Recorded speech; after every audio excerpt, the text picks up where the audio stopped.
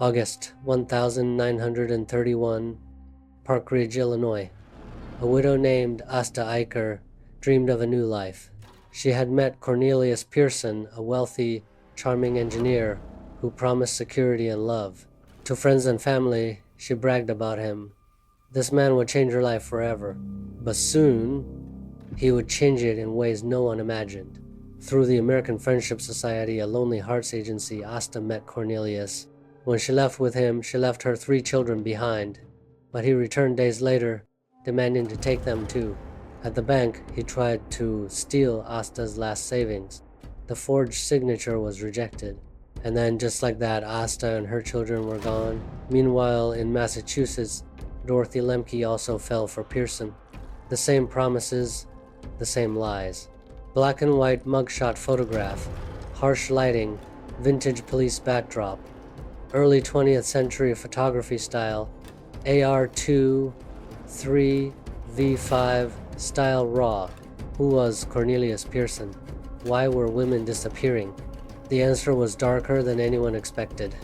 Cornelius Pierson was actually Harry F. Powers, a career criminal with a trail of cons and lies. Born in the Netherlands 1893, Harry came to America seeking fortune but found crime. He was arrested for theft, arson, even prison escape. A petty crook becoming something much worse. By the 1920s, Harry shifted to a new scam, lonely widows searching for love. Dorothy Lemke, hopeful 1930s woman. A woman in her 40s with hopeful expression. 1930s dress and hairstyle, posing outdoors in summer. But he only wanted their money, and sometimes their lives. One widow, Ale Provence, married him in 1924. She was poisoned, her valuables stolen. By 1926, Harry settled in Quiet Dell, West Virginia. There he married Luella Strother, a grocer's daughter. To her, he was a traveling salesman, but in truth, he was hunting. Harry crafted perfect letters, each one designed to seduce and trap. Faded, colorized photograph look, vintage snapshot, R23V5, style raw. Faded colorized photograph look, vintage snapshot, R23V5, style raw. When Asta's family disappeared, questions rose. Cornelius claimed they were on a trip in Europe. Locals didn't believe him. Investigators began to dig. A P.O. box led them straight to Quiet Dell and to Harry Powers. Police searched his garage. Inside they found clothing, jewelry, blood, and a trapdoor.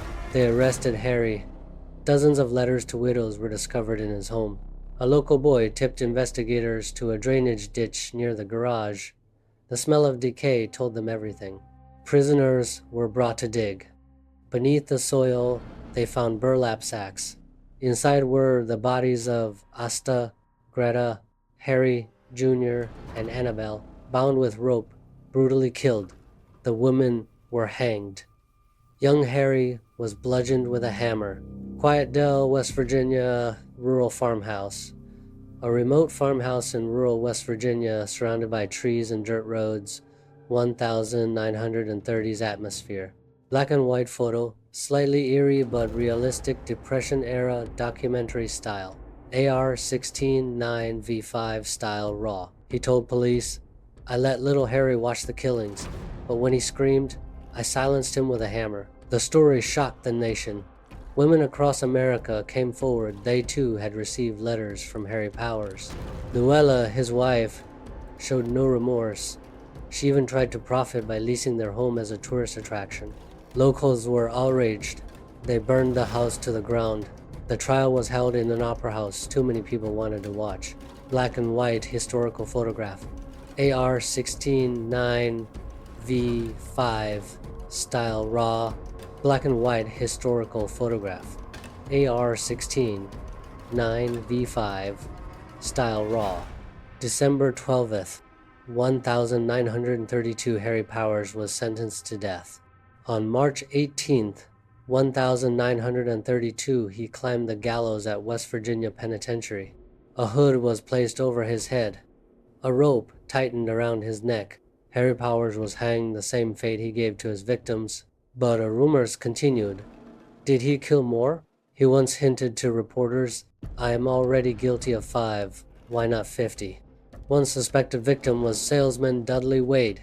His goods were found with Powers, but never proven. Harry Powers' evil lived on in culture, inspiring the chilling character of Reverend Harry Powell in The Night of the Hunter.